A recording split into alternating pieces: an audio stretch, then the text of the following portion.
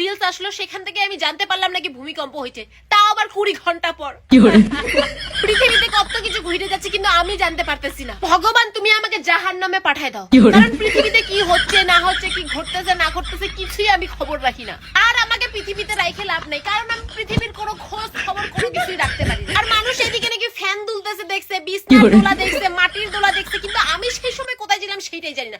কোন সময় কোন টাইমে ভূমিকম্প হয়েছে সেটাই আমি জানি না। এই টাইমে আবার নাকি বৃষ্টিও পড়তেছিলাম, কিন্তু আমি সেই টাইমে যে কোথায় ছিলাম সেটাই বুঝতে পারতেছি না। ছিলাম তো ছিলামটা কোথায়, আমি কেন বুঝতে পারলাম না যে ভূমিকম্প হয়েছে। জেনারেলি ডিপ্রেশনে চলে যাচ্ছি, সবাই বুঝতে পারলো, আমি খালি একাই বুঝতে পারলাম না। নিজের জীবনে কি হচ্ছে না হচ্ছে সেটা আমি বুঝতে পারতেছি না। না, মানুষ নিজের জীবনে কি হয় না হয় সেটা বুঝতে পারে না, সেটা ঠিক আছে, কিন্তু চোখের সামনে এত কিছু জিনিস ঘটে যাচ্ছে সেটা বুঝতে পারতেছি না আমি। ভগবান আমাকে নিয়ে যাও জাহান্নামে, তাড়াতাড়ি নিয়ে যাও। এই পৃথিবীতে থাকার অধিকার 1%ও নাই আমার। তাড়াতাড়ি তুমি মইটা পাঠাও, আমি একা একা সিঁড়িটা চড়ে আমি জাহান্নামে চলে যাচ্ছি। কেউ তোমাকে দোষারোপ করতে পারবে না যে তুমি আমাকে জাহান্নামে টাইনে নিয়ে গেছো। কেউ দোষারোপ করতে পারবে না, সিঁড়ি ফেলাও, আমি একাই চলে যাবো।